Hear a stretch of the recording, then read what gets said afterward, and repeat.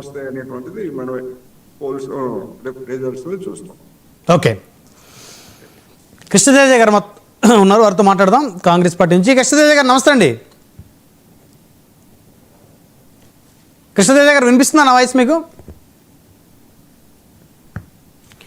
Sir మీరు మీట్లో ఉన్నారు సార్, ఒకసారి అన్మ్యూట్ చేయండి సార్.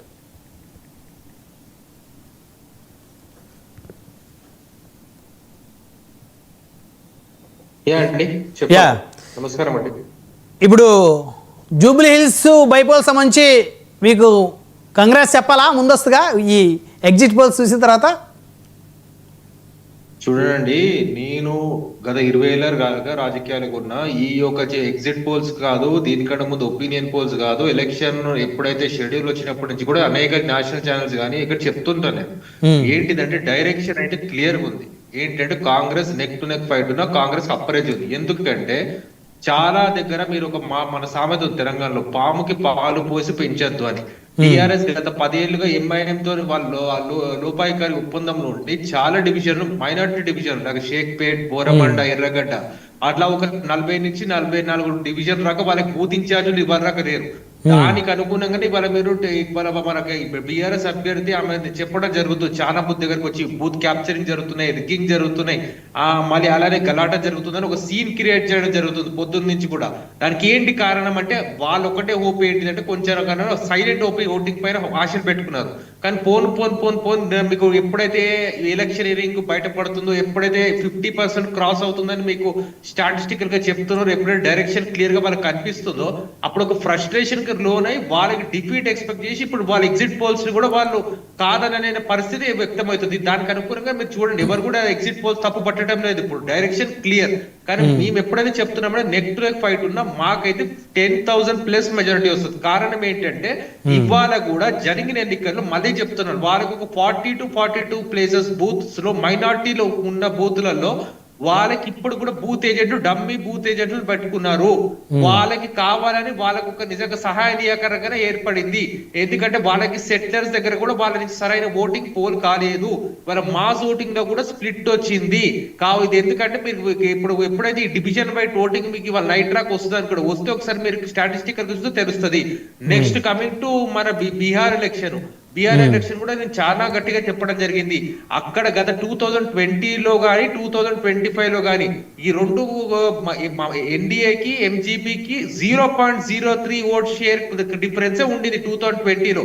ఇప్పుడు కూడా నేను అదే చెప్పడం జరుగుతుంది. 2025లో కూడా నితీష్ కుమార్ గారు ఇప్పుడు ఆయన మహిళలకు ఇస్తున్న ఒక 10,000 రూపాయలు ఆ మహారాష్ట్ర మోడల్ కి అనుకూలంగా ఎప్పుడైతే ఇవ్వడం మొదలు పెట్టారో దానికి అనుకూలంగా సైలెంట్ ఓటు బ్యాంక్ ఎక్కడ చెప్పడం చేయడం లేదు. వాళ్ళు చెప్పడానికి భయపడుతున్నారు. ఎందుకంటే ఇక్కడ కూడా నెక్ టు నెక్ ఫైట్ ఉంటుంది బీహార్ లో. ఎందుకంటే 2020 and 2025 లో మీరు చూస్తే నితీష్ కుమార్ గారి పైన విపరీతమైన వ్యతిరేకత. ఆయన కేవలం బీజేపీ పైన ఆధారపడి ఎలక్షన్ కొట్లాడుతున్నాడు.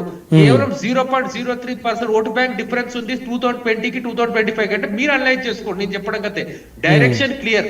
ఎందుకంటే మీరు చూస్తున్నారు ఎప్పుడైనా సరే ఎలక్షనీరింగ్ ఓట్ అనేది మీకు డెఫినెట్ తెలుస్తుంది. ఇంకొకటి అక్కడ మీరు ఇవాళ మీరు 2020లో ఓట్ షేర్ అక్కడ పోల్ అయింది. 2024 ఎంత పోల్ అయిందంటే 55% గత పార్లమెంట్ ఎన్నికలు. ఇప్పుడు పోల్ అయింది మనకు వచ్చేసేసి 67% అంటే ఆల్మోస్ట్ ఇంకా 3% అంటే 70+ పోతుంది. ఎందుకంటే ఎంజీపీ మీరు నోరు అవునా కాదన్న వాళ్ళు ఎలక్షన్ మేము చాలా గట్టిగా చేసుకున్నాము. ఎందుకంటే గత ఎన్నికల్లో రిపీట్ గా కాకుండా మీకు ఎందుకంటే మళ్ళీ ఎలక్షన్ కాదు, మేము ఖాళీ ఓట్ పర్సెంట్ కాదు ప్రతి సీట్ లో కూడా మా ఒక యాంటీ ఓటు ఏదైతే రూలింగ్ డిస్పెన్సేషన్ ఉందో ఆ ఓటు చీలకూడదని చాలా మీకు పక్కడమంది ప్రణాళికలతో ముందెళ్ళాము. జేఎస్పీ పార్టీ మా ఓట్లు యాంటీ బీజేపీ పార్టీ ఓట్లు స్ప్లిట్ చేయాలని చూసింది, కానీ అది వర్కౌట్ కాలేదని మీరు అన్ని ఎక్స్పోల్స్ అది కూడా చూపిస్తుంది జేఎస్పీ స్ప్లిట్ కాలేదని.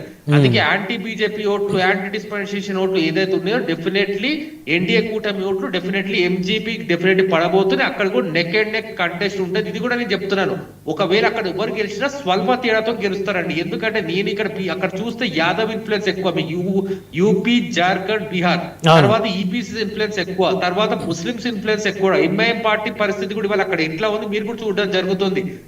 ఓట్లు అడిగే పరిస్థితి కూడా లేదు ఎంఐఎం పార్టీలో. అక్కడ కారణం ఏంటంటే ఏం చేసావు నువ్వు నీ సొంత రాష్ట్రం అని అక్కడ ప్రజలు నిర్ణయిస్తుంది, అక్కడ నిలదీస్తున్నారు. ఇవన్నీ మీరు నేషనల్ టీవీలో చూడడం జరుగుతుంది. నేషనల్ స్టాండ్ కూడా అట్లనే ఉంది. కాబట్టి నేను ఇక్కడ చెప్పదలుచుకుంది ఏంటంటే ఇక్కడ జూబ్లీ హిల్స్ లో ముందు నుంచి క్యాండిడేట్ లోకలైటు అక్కడ సహాయ నిరాకరణ ఎలక్షనీరింగ్ లో బీఆర్ఎస్ నిజంగా వెనుకబడింది. కేవలం పబ్లిసిటీ భూమి మీద ఆధారపడి వాళ్ళు ఎలక్షన్ నడిపినారు కాబట్టి వాళ్ళకి తెలుసు ఎలక్షన్ ఓడిపోతారు, వన్ సైడ్ ఉందని. కాకపోతే మెజారిటీ కొంచెం తగ్గించాలని చూసినారు. కానీ ఆఖరికి వచ్చేసరికి క్యాండిడేట్ బయటపడి నిరాశ నిస్పృహలకు గ్లోర్ అయ్యేసరికి ఆ సైలెంట్ ఓట్ బ్యాంక్ కూడా కాంగ్రెస్ కి మారింది. ఎందుకంటే ఎవరైనా గెలిచే పార్టీకి వెళ్ళాలనుకుంటారు. సెకండ్ పాయింట్, అక్కడ మీకు వచ్చి బీహార్ లో కూడా ఇప్పుడు మీకు చెప్పాను 2020లో 0.03% ఓట్ డిఫరెన్స్, 12,000 ఓట్ డిఫరెన్స్ వచ్చింది సబ్జెక్టు కరెక్షన్. ఇవాళ మీరు చూడండి బీహార్ లో కేవలం బీజేపీ పైన ఆధారపడి జేడీ ఉంది తప్ప జేడీయూకి అక్కడ ఎటువంటి ఓటు బేస్ లేదు, ఒక ఎలక్షన్ లేదు, ఒక స్టాండ్ లేదు. వాళ్ళు కూడా కేవలం బీజేపీ పైన ఆధారపడి నడుపుతున్నారు. ఇదంతా ఎందుకు చెప్తున్నారంటే ఎన్డీఏ కూటమి విపరీతంగా ఈ జేడీయూ వల్ల నష్టపోబోతుంది. ఇవాళ ఎన్డీఏ కూటమి నితీష్ కుమార్ ప్రకటించడం వల్ల బీహార్ లో కూడా వాళ్ళు కేవలం ఫైట్ ఇచ్చి ఎవరైనా గెలవాలి. ఎంజీబీ ఇచ్చినా ఫైట్ ఇచ్చి గెలుస్తుంది, ఎన్డీఏ ఇచ్చినా ఫైట్ ఇచ్చి నారో గెలుస్తారండి. కానీ బీహార్ సంబంధించి ఎగ్జిట్ పోల్స్ లో మెజారిటీ 90% ఎగ్జిట్ పోల్స్ సర్వే సంస్థలు చూస్తే చాలా వ్యత్యాసం కనపడుతుంది కదా సార్. మీరు చెప్పినట్టు ఏదో ఒక 10% ఆ తరహాలో లేదు వ్యత్యాసం, 25-30% వ్యత్యాసం కనపడుతుంది అసెంబ్లీ సీట్లో. అండి ఇప్పుడు ఎగ్జిట్ పోల్స్ నిర్వహణలో మనం కొన్ని విషయాలు నిజంగా ప్రత్యక్ష రాజకీయాలు ఉన్నప్పుడు చూస్తారు. శాంపిల్ మెథడాలజీ అనేది చాలా ముఖ్యం. వాళ్ళు ఏ ఎగ్జిట్ పోల్ అయినా సరే, ఒపీనియన్ పోల్ అయినా సరే, శాంపుల్స్ ఎట్లా తీస్తారు అనేది ప్రత్యక్ష రాజకీయాలు ఉన్న వాళ్ళు ఎప్పుడైనా ఎగ్జిట్ పోల్స్ గమనిస్తుంటే మేము అబ్జర్వ్ చేస్తుంటే అర్థం చేసుకుంటాం. ఏదో ఇప్పుడు ఓటింగ్ బూత్ కు వచ్చి డైరెక్ట్ ఆర్ ఇండైరెక్ట్ క్వశ్చన్ అడిగేసి దాని బదులు మేము ఎగ్జిట్ పోల్స్ తీస్తామంటే కుదరదండి. ఎందుకంటే ప్రజల నాడేయాలంటే డెఫినెట్లీ మీరు బూత్ లో 10 ఓట్ల నుంచి ఎన్ని ఓట్లు డెఫినెట్లీ ఏ మెథడాలజీ పాటించారు, అందులో మహిళలు ఎంతమంది, వృద్ధులు ఎంతమంది, యువత ఎంతమంది, అందులో మీరు ఎలా క్యాలిక్యులేట్ చేశారు, మొత్తం కలిపేసరికి అలా టైమింగ్స్ వైజ్ మొత్తం మీరు చెప్పగలిగితే డెఫినెట్లీ మీరైనా నేనైనా రాజకీయ విశ్లేషకులైనా బీజేపీ పెద్దలైనా ఎవరైనా మనం డెఫినెట్లీ దానిపైన నిజంగా ఒక డైరెక్షన్ అని తెలుస్తుంది. ఇవాళ మీరు చూసారు హర్యానాలో డైరెక్షన్ కాంగ్రెస్ కి చూపించిన లాస్ట్ కి ఏమైంది బీజేపీ. మహారాష్ట్రలో ఏమైంది, మహారాష్ట్రలో డైరెక్షన్ బీజేపీకి మొత్తం చూపించినా Congress to and BJP neck to neck ఉందన్న ఏం జరిగింది. ఇవాళ మరి ఇక్కడ కూడా అదే. కాబట్టి ఇవాళ ఒక క్రెడిబిలిటీ పోతుంది. అంత ఎందుకండి మన బీజేపీకి 400 సీట్స్ పక్కా అని చెప్పి మనం చూసాం కదా గత పార్లమెంట్ ఎన్నికల్లో ఏం జరిగింది. నేను ఎవరు తలుచుకోలేదు. డెఫినెట్లీ డైరెక్షన్ అనేది డెఫినెట్లీ రాంగ్ వెళ్తుంది ఈ రోజులలో. కాబట్టి లెట్స్ వెయిట్. ఆ మెథడాలజీ ఏంటి కనుక్కున్న తర్వాత మీలాంటి వాళ్ళు ఒక కన్స్ట్రక్టివ్ డిబేట్ పెడితే నేను కూడా మాట్లాడచ్చు. ఎందుకంటే ఇక్కడ తెలంగాణలో డైరెక్షన్ మాకు అనుకూలంగా ఉందని చెప్పి నేను చెప్పేసి వన్ సైడ్ ఉందని చెప్పి ఎగ్జిట్ పోల్స్ నమ్మనంటే డెఫినెట్లీ అదొక రాజకీయాన్ని అనిపించుకోదు. డెఫినెట్లీ రాజకీయ చైతన్యం ఎప్పుడు తెలంగాణ ఎగ్జిట్ పోల్స్ నమ్ముతున్నారా బలంగా? మొత్తం చూస్తున్నాం. సో తెలంగాణ ఎగ్జిట్ పోల్స్ నమ్ముతారా? తెలంగాణ ఎగ్జిట్ పోల్స్ కూడా మీరు తెలంగాణ ఎగ్జిట్ పోల్స్ కూడా జస్ట్ ఇప్పుడు ఎలక్షన్స్ అయిపోయినాయి, ఇంకా ఫైనల్ ఫిగర్ రావాలా, తర్వాత రేపు ఓటు బూత్ ఇన్ఛార్జ్తో కూర్చోబెట్టి మాట్లాడాలి. దానికి అనుకూలంగా మా మెజారిటీ ఏదో క్లియర్ చెప్పగలుగుతాం. అంతేగాని ఇప్పుడు మేము ఏదో అడుగుతున్నారని మా మెజారిటీ ఇంత వన్ సైడ్ అయిపోయింది, అవతల పార్టీ ఏం లేదు తీసి పారటం లేదు. మేము చాలా మీరు ఇందాక మాట అన్నారు కదా బీఆర్ఎస్ ఎంఐఎంతో అంటగాగుతుందని గతంలో. బీఆర్ఎస్ కి ఎవరు ఉన్నా కాదన్నా అని మీరు కావాలంటే ఆఫ్ ద రికార్డ్ ఎవరైనా లైన్ లోకి తీసుకోవచ్చు. ఎవరు ఇన్ఛార్జ్ గా పనిచేసిన వాళ్ళకి 40 to 44 సీట్స్ లో వాళ్ళకి ఎంఐఎం మీదనే ఆధారపడ్డారు ఇన్ఛార్జ్ గురించి, బూత్ ఇన్ఛార్జ్ గురించి. వాళ్ళకి ఇన్ఛార్జ్ లేరండి. క్యాండిడేట్ కూడా మానోవేదర్ అదే కదా, షేక్పేట్ గానీ, బోరబండ గానీ, వెంకటరావు నగర్ గానీ, ఎర్రగడ్డ గానీ బెల్టే వాళ్ళకి ఇన్ఛార్జీలు లేరు. అంటే ఆ సుమారు 20 నుంచి 25,000 ఓట్లలో వాళ్ళకి ఇన్ఛార్జీలు లేనప్పుడు క్యాండిడేట్ కూడా పొద్దు నుంచి అదే కదా. సో ఎంఐఎం సపోర్ట్ లేకపోతే గ్రేటర్ హైదరాబాద్ లో ఉన్న నియోజకవర్గాల్లో బీఆర్ఎస్ పార్టీకి ఆ స్థాయి గెలుపు అవకాశాలు లేవంటారు. అసలు నేను ఒక లైవ్ ఎగ్జాంపుల్ చెప్తానండి. బీఆర్ఎస్ పార్టీ ముషీరాబాద్ అని మన గ్రేటర్ హైదరాబాద్ వస్తుంది. బీఆర్ఎస్ పార్టీ గత 2 పర్యాయాలకు కూడా ముషీరాబాద్ లో గెలుస్తుంది. కేవలం ఒకటే డివిజన్ బోలక్పూర్, అక్కడ మొత్తం వన్ సైడ్ అయిపోతుంది ఆ ఏరియా అంతా. మీకు ఎందుకంటే మొత్తం మైనార్టీ బెల్ట్ 18,000 లీడ్ ఉంటది అక్కడ, దాని బదులు గెలిచిపోతుంది. సెకండ్ ఖైరతాబాద్, సెకండ్ వచ్చేసి మళ్ళీ సనత్ నగర్. ఇది ఎందుకు చెప్తున్నానంటే ఈ యొక్క బెల్ట్ క్యాడర్ ఉన్న నిర్మాణం లేని పార్టీ బీఆర్ఎస్.